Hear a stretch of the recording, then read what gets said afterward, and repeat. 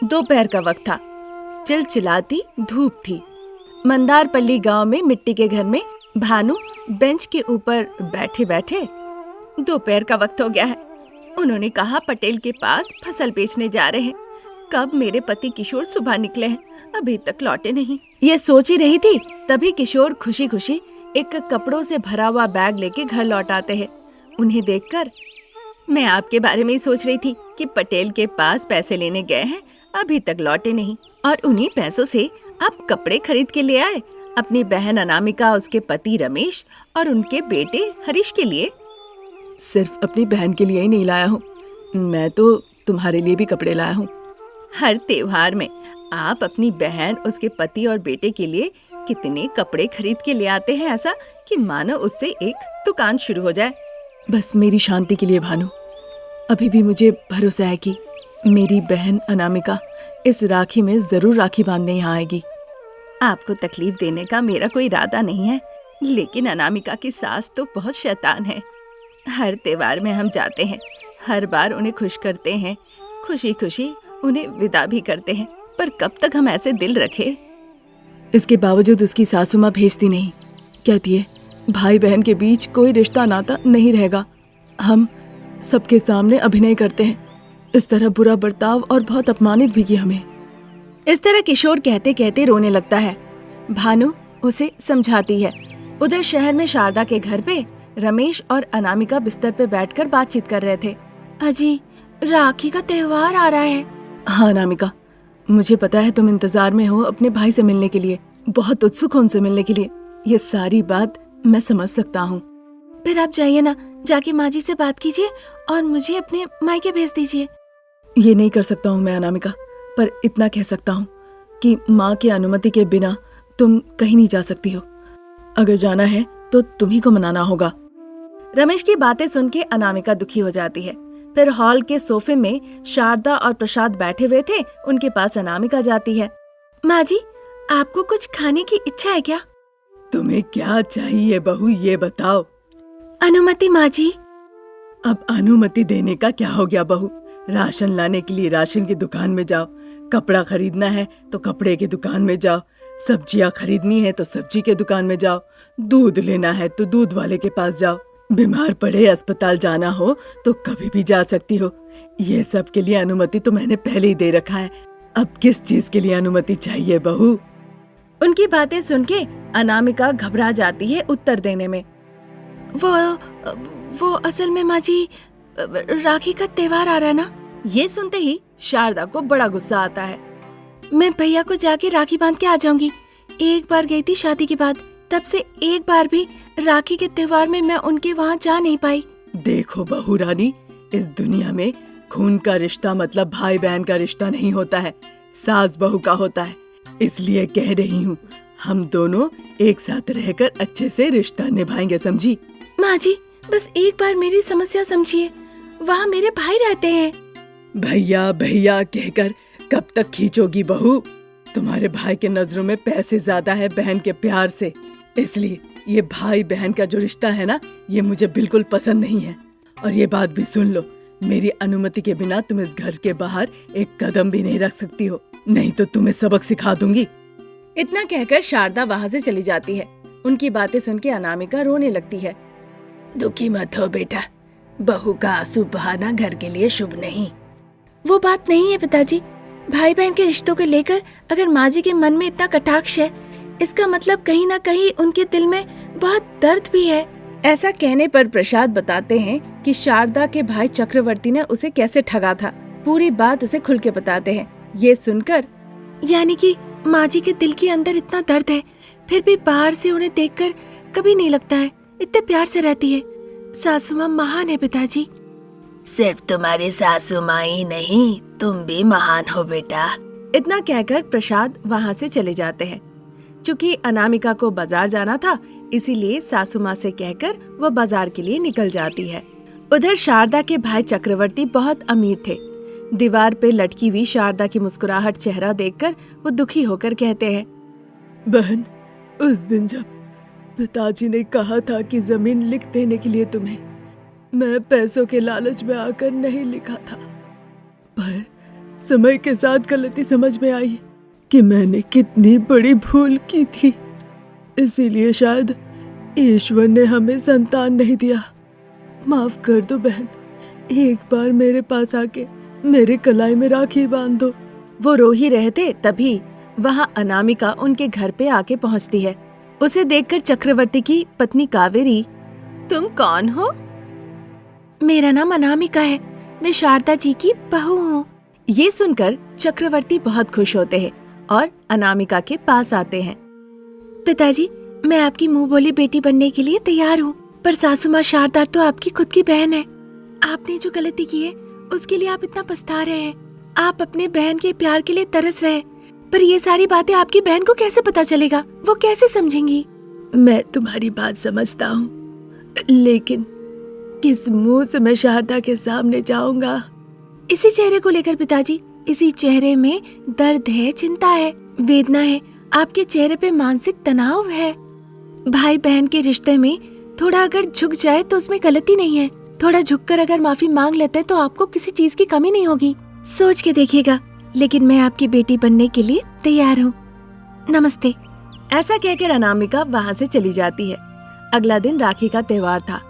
चक्रवर्ती और कावेरी शारदा के आने का इंतजार कर रहे होते हैं और उधर किशोर और वानु वो अनामिका के आने का इंतजार करने लगते हैं। बाद में चक्रवर्ती और कावेरी शारदा के घर खुद आते हैं और शारदा के पैरों पे पड़ जाते हैं। शारदा खुश हो जाती है।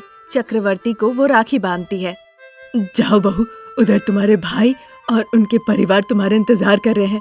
तुमने मेरे भाई को मेरे करीब ले आया है, फिर मैं तुम्हें क्यों अलग करूं? जाओ बहू, जाओ। शारदा के कहने पे अनामिका खुशी खुशी रमेश के बाइक पे बैठ के अपने मायके चली जाती है। किशोर और भानु उसे देखकर बहुत खुश होते हैं। फिर अनामिका अपनी भाई के कलाई पे राखी बांध देती है। मैं बहुत खुश हूँ क्योंकि मैं अपने भाई से मिल पाई हूँ। आप सभी भाई बहनों को राखी के त्योहार की शुभकामनाएं। मैं आपकी अनामिका आप सबसे विदा लेती हूँ। ऐसा कहकर वो नमस्ते करती है। आज यहीं तक, नई कहानी लेकर जल्द हाजिर होंगी। नमस्कार। बहुरानी अनामिका खिड़की के पास खड़ी होकर दुखी चेहरा बनाकर बाहर देख रही थी। तभी उसका सेलफोन बजता है। वो आकर फोन उठाती है। बताइए जी, आप कैसे हैं? मैं ठीक हूँ अनामिका, तुम माँ पिताजी कैसे हो? यहाँ हम सब ठीक है। यूएस में आपकी मेडिकल की पढ़ाई कैसी चल रही है?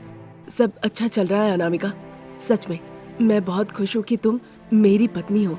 डॉक्टर बनने का मेरा एक सपना था, पर ये नहीं पता था कि वो सपना तुम सच कर दोगी। सिर्फ मैं ही नहीं हूँ जी, सासू माँ, ससुर जी सभी ने बहुत मेहनत की है। ये बात आप मत भूलिएगा। ये कैसे मैं भूल सकता हूँ? तुम लोगों को मैं कभी नहीं भूल सकता हूँ। पर अनामिका, मैं समझ सकती हूँ, आपको खर्च के लिए पैसे चाहिए ना? हाँ अनामिका, मैं 2 दिनों में आपको भेज दूंगी। आप अच्छे से पढ़ लिख के डॉक्टर बन जाइए और आपके सपने पूरे कर लीजिए। जरूर अनामिका, मैं जरूर करूँगा। ठीक है जी, अच्छे से खाइएगा और समय पे सोइएगा, तभी जाके स्वस्थ रहेंगे। इस तरह कहकर अनामिका फोन रख देती है। फिर वो दुखी होकर मनी मन सोचती है, अब मैं उन्हें पैसे कैसे भेजूं? अब तक मैं और सासू माँ होटल में काम करते थे तो तनख्वाह मिलती थी, वही पैसे हम उन्हें भेज देते थे। और ससुर जी जो वॉचमैन का काम करते थे, उसी से हम अपना गुजारा करते थे। पर अब क्या होगा? इस तरह से वो सोचती है। तीसरे दिन वो 2 जानवरों को देखती है कि छांव में बंधे हुए हैं। शारदा उन दोनों बैलों को घास खिला रही थी। बहू अनामिका 2 बाल्टी पानी ले जाकर उन बैलों के सामने रख देती है। माँ जी, घर का काम काज, खाना पकाना, बैलों को पानी, सब हो गया, कुछ और काम है? और क्या काम होगा बहू, तुमने तो सब कर दिया। जाओ जाके टीवी देखो। सास बहू इस तरह से चर्चा कर रही थी, तभी प्रसाद घर के अंदर से बाहर निकल आते हैं और देखते हैं सास बहू को। शारदा, आज तुम सास बहू होटल नहीं गई, अभी तक घर पर हो। आज के बाद से हमें जाने की जरूरत भी नहीं। मैंने तुमसे क्या पूछा और तुम क्या जवाब दे रही हो, मुझे समझ में नहीं आ रहा है। जो भी बात है जरा साफ साफ खुल के बताओ। ना बहू को ना मुझे कुछ सुनाई दे रहा है। पहले तो बड़ा गुस्सा आता था, डांटते रहते थे कि हम दोनों होटल में क्यों काम कर रहे हैं। अब अचानक से इतना प्यार से मीठी मीठी बातें।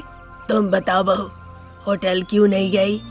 असल में पिताजी, होटल के मालिक को कुछ पारिवारिक समस्या हो रहा था, इसीलिए उन्होंने होटल बेच दिया। अब हमारे पास काम नहीं। यानी कि फिर से हमें भूखे सोना पड़ेगा। उनकी बातें सुन के सास बहू कुछ जवाब नहीं दे पाती है। प्रसाद भी बिना कुछ कहे चुपचाप घर से बाहर चले जाते हैं। वो जाकर सोफे में बैठते हैं। फिर अमेरिका में रहने वाले बेटे को वो फोन लगाते हैं। बेटा रमेश, कैसे हो? तबीयत ठीक ठाक है ना? मैं ठीक हूँ पिताजी। माँ, अनामिका, भव्या सब ठीक है ना? सब बढ़िया है बेटा। रुको, तुम्हारी माँ और अनामिका को बुलाता हूँ। जल्दी बुलाइए पिताजी। शारदा, अनामिका, अमेरिका से बेटे ने फोन किया है। ये सुनकर शारदा अनामिका खुशी खुशी अंदर से बाहर निकल आती है। प्रसाद के हाथ से फोन लेकर वो दोनों बात करने लगती है। कैसे हो बेटा? मैं ठीक हूँ माँ। इस समय तुम लोगों का देखभाल करना चाहिए था मुझे, लेकिन मेरे डॉक्टर बनने के सपने की वजह से आज तुम लोगों को परेशान कर रहा हूँ। बहू ने बताया मुझे, अभी तक हमें पैसे नहीं मिले हैं। पैसे मिलेंगे तो हम भेज देंगे। इतना कहकर शारदा फोन रख देती है। शारदा और प्रसाद को दुखी देखकर अनामिका उनके पास जाती है। माँ जी, हमारे लिए कहीं पे भी काम नहीं है क्या? हाँ बहू। इसीलिए मैंने एक फैसला लिया है। वो क्या है बहू? बैलगाड़ी होटल सासू माँ। बैलगाड़ी होटल? वो कैसे बहू? वैसे पिताजी, माँ और मुझे तरह तरह के पकवान बनाने आते हैं। सब्जी आती है, तरह तरह की चटनियाँ आती है। वैसे भी बैलगाड़ी खाली पड़ी हुई है। दो दो बैल भी ऐसे ही बैठे हुए हैं। अगर हम बनाने के सामान और स्टोव लेके शहर में गए और वहाँ बेचे तो कैसा रहेगा? ये तो बहुत अच्छी तरकीब है। चलो शुरू करते हैं। इस तरह सास बहू चर्चा करती है। फिर बैलगाड़ी को अच्छे से सजाती है, उसमें तरह तरह के बर्तन रखती है और सारा इंतजाम करके वो शहर के लिए निकल जाती है। वहाँ जाते हैं जहाँ ज्यादा भीड़ भाड़ वाली जगह थी। बैलगाड़ी में ही अनामिका डोसा बनाने का सारा बंदोबस्त कर लेती है। जो भी वहाँ से गुजर रहे थे, गर्मा गर्म डोसा की खुशबू से सभी लोग आकर्षित होकर अनामिका के होटल में आने लगते हैं। तरह तरह के प्रकार के बहुत ही स्वादिष्ट डोसा खा के सभी लोग बहुत खुश होते हैं। शारदा पड़ोसने का काम करती है और प्रसाद लोगों से पैसे लेने का काम करते हैं। पहले दिन ही सास बहू का बैलगाड़ी होटल बहुत ही सफल रहता है। चाहे डोसा का बैटर हो, डोसा हो, सब कुछ एक साथ खत्म हो जाते थे, जिस वजह से सोच से भी ज्यादा वो पैसे कमाने लगे और इस बात से सभी लोग बहुत खुश भी थे। हमारी किस्मत बहुत अच्छी है। ईश्वर ने हमारे ऊपर कृपा की है। बहू, तुम्हारा ये बैलगाड़ी होटल का परिकल्पना बहुत ही अच्छा है। हाँ माँ जी, जिसे भी हम देखते हैं वो नाश्ता बेचने के लिए 2 व्हीलर गाड़ी या फिर ठेले पे बेचता है। इसीलिए मुझे लगा लोगों को आकर्षित करने के लिए हमें कुछ अलग से करना होगा, इसीलिए मैंने ये तरकीब चुना। बहुत बढ़िया, तरकीब बहुत अच्छी है। ये तकलीफ जब तक तुम्हारा पति डॉक्टर ना बन जाए। हाँ अनामिका, रमेश बस डॉक्टर बन जाए फिर सब ठीक हो जाएगा। बड़े बड़े अस्पताल में वो नौकरी करेगा, ढेर सारे पैसे कमाएगा, फिर हम सभी मिलके खुशी खुशी जीवन बिताएंगे। बात चली रही थी, तभी रमेश अनामिका को फोन करता है। अनामिका फोन उठाकर बहुत ही प्यार से बात करती है। अगले दिन अनामिका फिर से बैलगाड़ी लेके शहर में चली जाती है। भीड़ भाड़ जगह देखकर अपने बैलगाड़ी को लगाती है। फिर वहीं पे गर्मा गर्म स्वादिष्ट डोसा बनाने लगती है, जिसके खुशबू से जो लोग पहले आए थे वो अपने साथ साथ अपने प्रियजनों को भी वहाँ पर ले आते हैं। फिर सभी लोग वहाँ पे अनामिका के टिफिन सेंटर में गर्मा गर्म नाश्ता करते हैं। देखते ही देखते बहुत ही कम समय में अनामिका का बैलगाड़ी होटल बहुत फेमस हो जाता है और वो पैसे रमेश को भेजकर वो रमेश को डॉक्टर बनने में मदद करती है। आज यहीं तक, नई कहानी लेकर जल्द हाजिर होंगे। नमस्कार।